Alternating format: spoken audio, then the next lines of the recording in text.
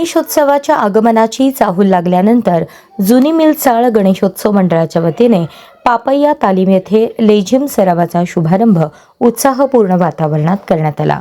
ढोल ताशांचा गजर, फटाक्यांची आतिषबाजी आणि गणेश भक्तांच्या उत्स्फूर्त सहभागामुळे परिसरात सणोत्सवाचे वातावरण निर्माण झाले। या कार्यक्रमाच्या उद्घाटनाप्रसंगी सोलापूरचे महापौर विनायक कोंड्याल, पश्चिम महाराष्ट्र पद्मशाली संघमचे अध्यक्ष डॉक्टर सूर्यप्रकाश कोठे, नगरसेवक अजय पोन्नम, विनोद भोसले, प्रथमेश कोठे यांच्यासह मान्यवर उपस्थित होते।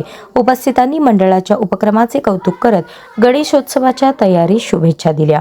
यावेळी महापौर विनायक कोंड्याल यांनी स्वतः हातात लेझिम घेत ढोल ताशांच्या तालावर विविध डाव सादर केले। डॉक्टर सूर्यप्रकाश कोठे यांनीही त्यांना साथ दिली।